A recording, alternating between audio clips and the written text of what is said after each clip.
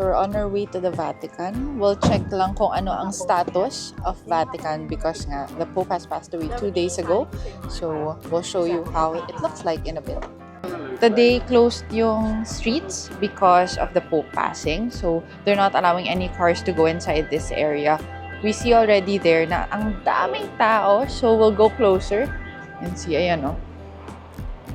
Before going here, merong mga press kasi of course, explaining or asking how you feel that you are here and the Pope has passed away. So, medyo may nagtanong sa akin isa. So, parang ako, ay, ano bang feeling? Pero, you know, it feels, parang you feel the sadness entering the Vatican. We can hear merong mass na nangyari. So, I'll go closer there. So, when we were going here 2 hours before we left,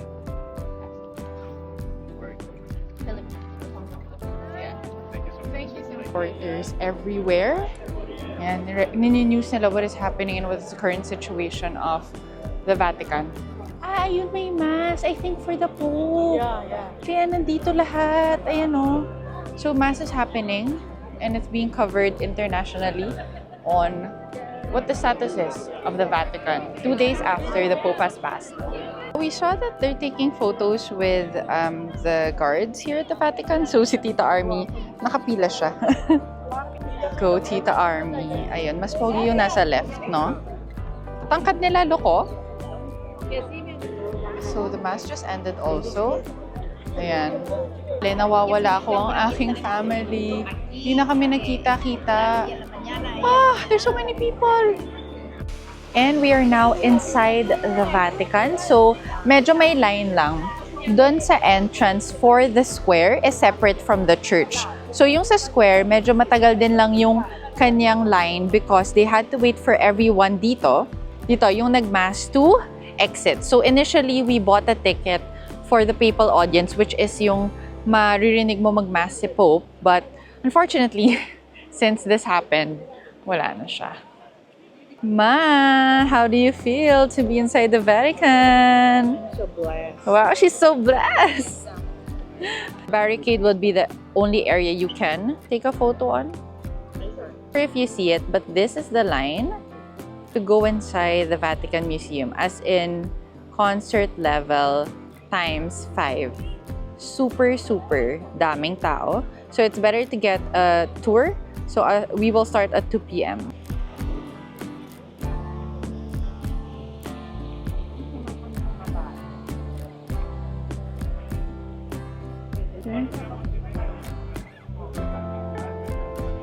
So that's the 360 of the Vatican. St. Peter's Square. So yung red area na yun, dun lumalabas usually yung Pope. But yun, ngayon naka-red cover siya. And then that window there, this window, dun siya lumalabas noon when he was sick, just to wave at the audiences. Every Wednesday siya. Kaya Wednesday rin kami nandito ngayon sa Vatican. We are here at the Vatican. Parang medyo sad yung feeling niya. Parang ang quiet niya kahit sobrang daming tao din. He's so huge talaga. Yan sila mama, sila Tita Arnie. Oo, parang down yung vibe niya. Oo. Hindi siya parang joyful. Oo. This is what's happening right now at the Vatican. So, sobrang daming tao. Like, the lines are like crazy long. So, hindi namin sure, baka may guardian angel kami, na nakapasok kami dun sa line without any people. Tapos, nung palabas kami nung St. Peter's Square, sinasabi sa amin, if you go out, hindi ka na ulit makakapasok. So, parang kasi nga, sa sobrang haba nung line, parang siya, bakit pa kayo lalabas? But, we're gonna have lunch, and then later pa kasi yung official tour namin at 2 p.m. So, we're walking here. Ayan o, kita nyo. Everybody's going to line up at the Vatican. And it's around 11 a.m. right now. We're having lunch here at Tonarello. So, no reservations siya. So, it's just walk-in. Yeah, it's a cozy Italian restaurant. Ayan o.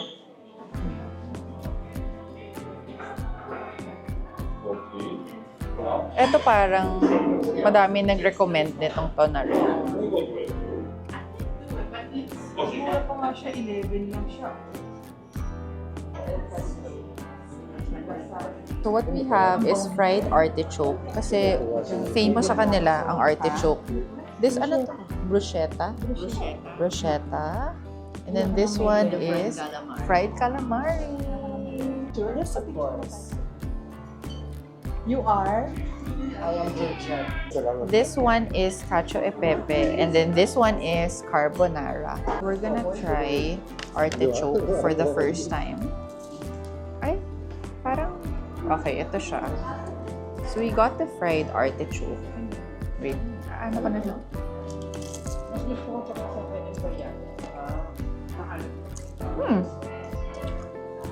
Parang eggplant nga. Pero medyo tough yung ito. Ito yung balat niya. We're gonna try cacio e pepe here.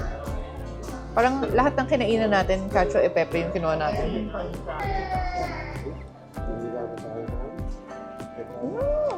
Ang harap. Mas creamy. It's good. And then we have calamari. We're ordering is for sharing. Kasi madadami yung serving. This one is carbonara. I actually like the carbonara. Nag-order si Papa ng polo chicken ba yung name? Afritada siya. Roman afritada. Is it good? Good pa din. Okay, so we actually have a tour now. So I booked it through Get Your Guide. So I'm just gonna put it here. And then we're starting. What they gave us is this one. And then meron kang like a headset. So you can hear what the tour guide is saying even though magkalayo kami. So today it's gonna be the Vatican Museum, Sistine Chapel, and then today is the, do I call it lamay or yung viewing of the Pope? He is inside St. Peter Basilica. So we're gonna be lining up there after the whole tour. So let's go! So we're going inside the Vatican Museum first. You have a ticket that they already provide to you. And then you just have to scan it before you start the tour. So this is the first floor of the Vatican Museum. So yung sinasabi ng guide that this was not really a museum to begin with. This was actually apartments. So we'll see later how it was transformed into a museum. Ayan siya. This is total.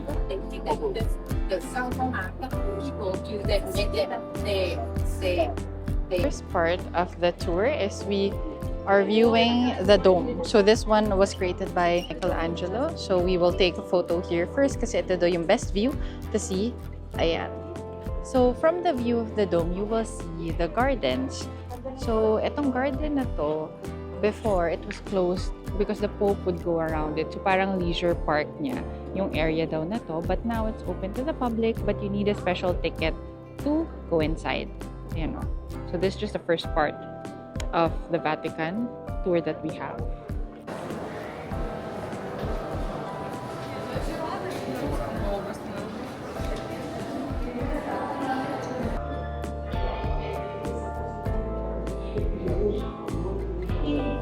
This depicts yung when he was put down from the cross and then Mary was carrying him. At 23 years old, ginawa siya ni Michelangelo. So controversial daw because when it was made by Michelangelo, medyo mas bata or younger yung itsura ni Mary kay Jesus. And she looks calm. This is not the real statue anymore because few years ago daw, merong parang madman who tried to break it with a hammer. So this is a replica. So now we're passing by the courtyard. Ayan siya. So you have that acorn. That's a famous area there. So parang before it was supposed to be a fountain, but it was converted to that. And then this is like the separation of the summer and the winter palace din daw. So may areas here that you will pass by na hindi lang siya indoor. So they also gave us this paper because you cannot explain those sa Sistine. They don't like explaining there. So there's a paper where they will explain.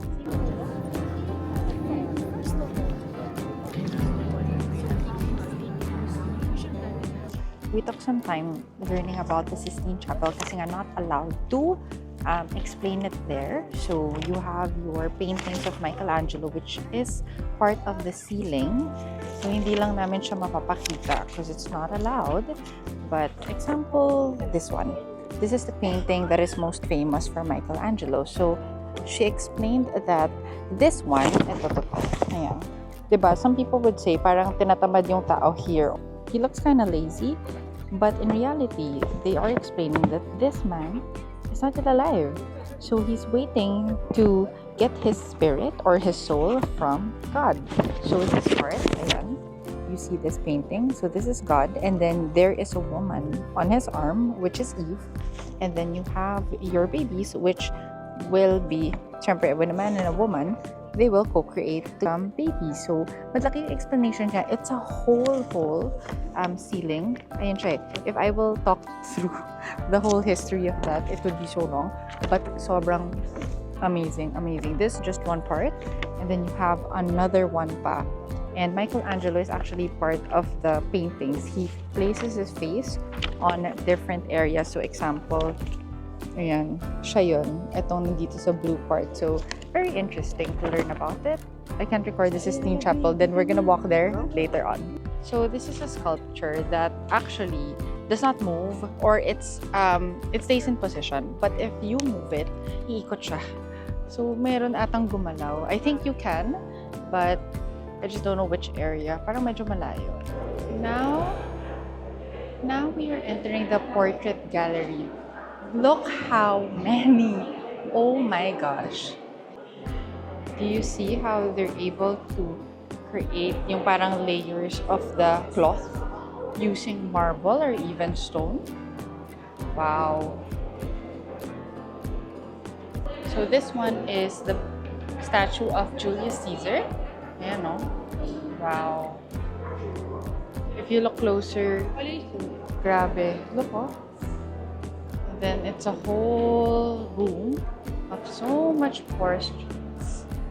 This is yung Roman statue. So what's different about them sa Greek that I'll show you later on is the Romans is they create the statues as is, because this is where you will know who the person is. Kasi syempre, there's no internet before. So they have to create you the way you are. But the difference of the Greek statues, like example this one, they are created in a very ideal way.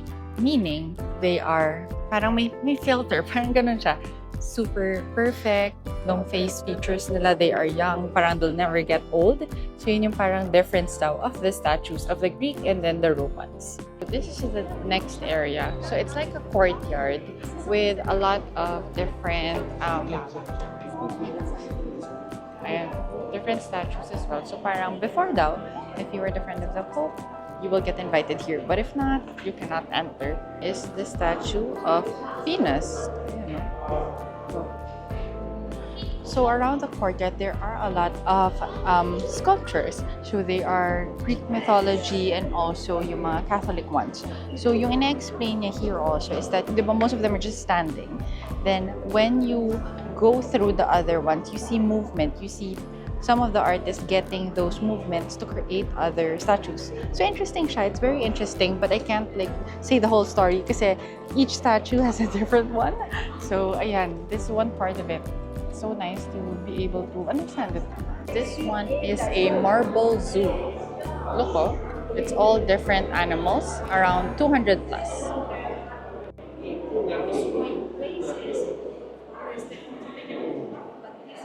The story is the work of art. Why we collect art, why we study art, it's our history. It's a statue.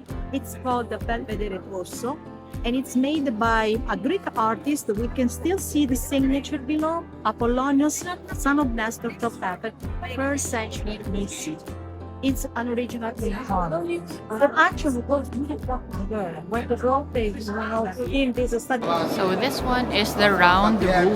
Wow. Beautiful that is. You know? Wow.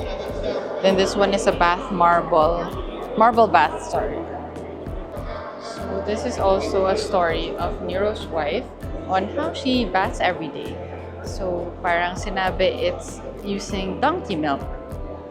Yeah, even the floor has a story. So, that one is the original statue of Hercules. As in, yan talaga yung statue daw. It was able to be saved.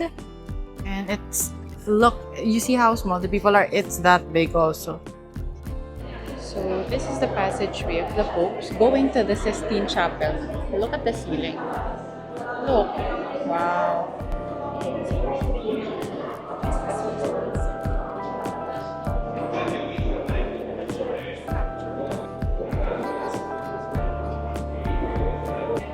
So you can't step on this because these are the marbles that were actually used before also. Ayun o, may nakabantay pa also. There you go. Kanina it was the statues. Now it's tapestry. Wow.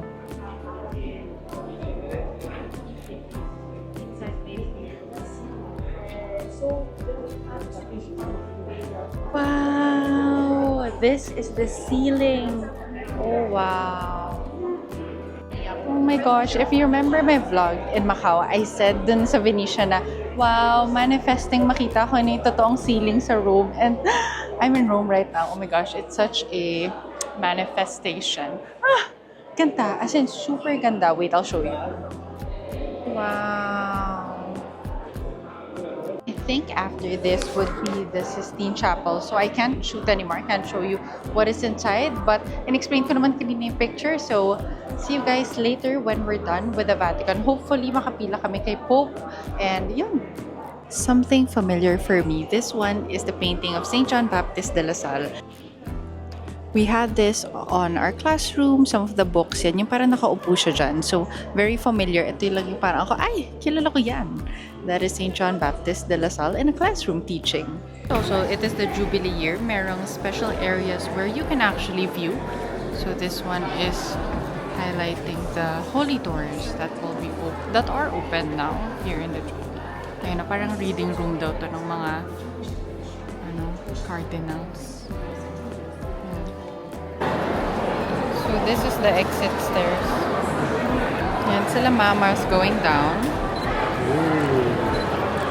Baka maiwan ako so I have to walk fast or else they're gonna leave me. So the Vatican tour is done already, but we're gonna go to St. Peter's Basilica to see the Pope. So by viewing siya to morn. So, tingnan namin how long the line is. And in a bit, we're gonna go there. I'll show you na lang. Medyo nakakapagod lang. Sobrang haba ng Vatican. But it's actually so, so beautiful. This is the line for the Pope viewing. So, it is 6:05. Ayan. Sabi nila calm pa to pero madami ng tao. Ayan. Yes. And then, they're giving free water. Malamig the water, ha? Malamig. Tapos tinanong pa nila, still or sparkling? May option pa. Ayan, no? Ayan, may water sila. Ayan. Yeah, free yan, free water. So, tingnan namin what time kami makakapasok dun sa gate. The arc will be yung security check pa lang before you go inside. Time right now is 6:10. Yes, time right now is, ayan na, 6:10. 1 hour update. Kakapasok lang namin dun sa unang guard. Yung pag-check nung bag. Yes. So, medyo, ayan siya. Masikip siya. So, we're holding on to Tita Army. I don't like pushing. Talaga. It's scary. It's scary to push when it's a whole group, right? Time check, it is 7:20 and we are inside. We are at the end of the line. Ayan. How are you? It's an hour. Yeah. Maybe another 2 hours. Yes. As in, moving naman yung line. Ayan. I'll try to zoom it in. So, yung kaninang sinasabi ko sa inyo, there was a line at the Basilica. That was not for the museum. That was for the Pope viewing. So, I think nawala ako yung microphone ko. Kasi nagtulakan sila nung naiwan kami dun. Yeah, medyo nagtulakan sila nung very live going inside the metal detector. So, I'll try to look for it later. But yan. Time check, 7:20.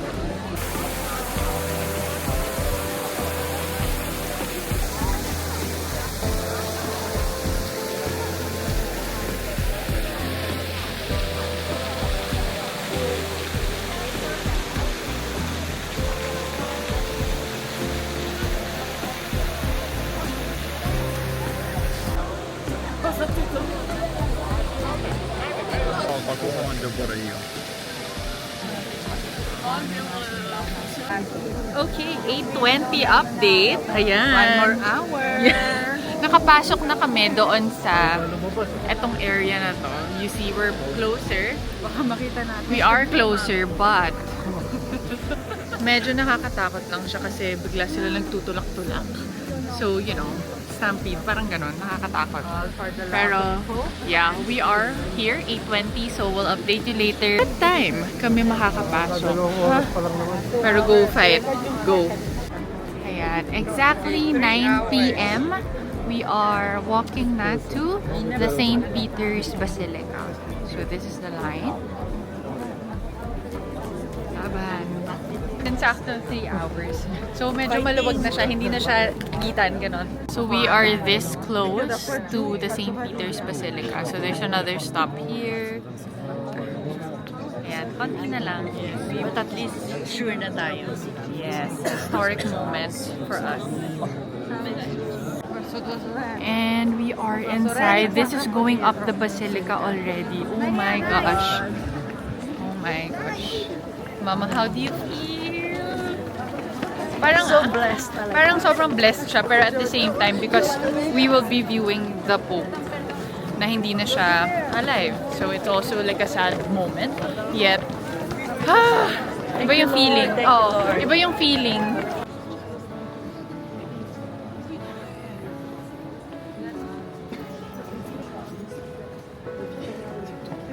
This is the St. Peter's Basilica. Look how beautiful it is.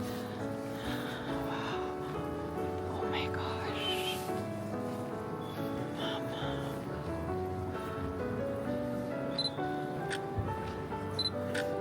Look how beautiful. So we are now in line to view the Pope.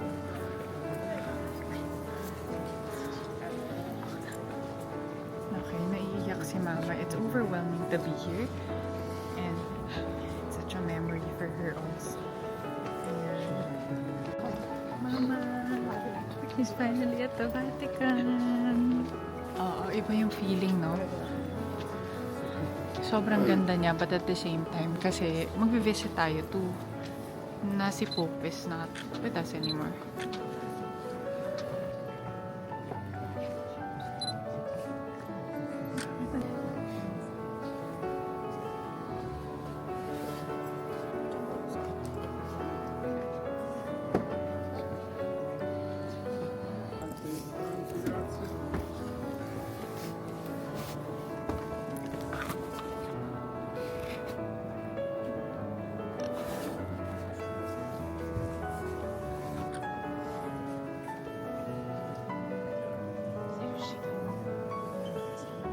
So this is the exit line. You can actually tour the St. Peter's Basilica after.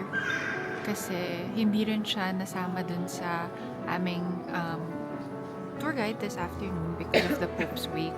So this is just our first time seeing it. So once you exit, it's actually konti lang yung taong pwede pumasok. That's why it took us almost 3.5 hours. But it was a very eerie yet parang blessed experience to have this. So ayan. And the line is still ongoing. It is around 9:30 in the evening already. So this ends this night. So thank you, Pope Francis. So if you remember the one at the Vatican Museum, that is the original Pieta piece over there. So nandito siya sa loob ng St. Peter's Basilica. Beautiful. We are done at the Vatican. So Tita Army, anong feeling? Feeling ko holy na talaga ako. Wow. So In nice her here. all white. Yeah, I'm the angel. The angel of Pope Francis. Ma, si Mama naiyak eh. Nakita mo ba? Naiyak si Ma. How do you feel? I feel holy. Parehas kayo. Siya nga daw ang angel. Ha? Ba't ka naiyak? Parang iba yung feeling sa loob. Parang, ewan ko, basta parang feeling ko, parang napakalinis ko. Ano ba yan? Para kung, Nakakainis. The feeling ko, dahil sobrang tagal niyang gusto makita din yung church. Oh, it's a dream come true. But at the same time, sad siya kasi nga. saka si Lord talaga nag-ano ng way para makapasok tayo. So this is their McDonald's. Looks like this. So it's still open at 10:30. Kakauwi lang namin from the Vatican. So we're just gonna have a quick dinner before resting. Yun siya. Second floor, yung may food. Ha? What do you want? Roma menu. Welcome to Roma. Or smoky. Yan sa'yo? Roma. Welcome to Rome. Is that what you want? Big Mac yan.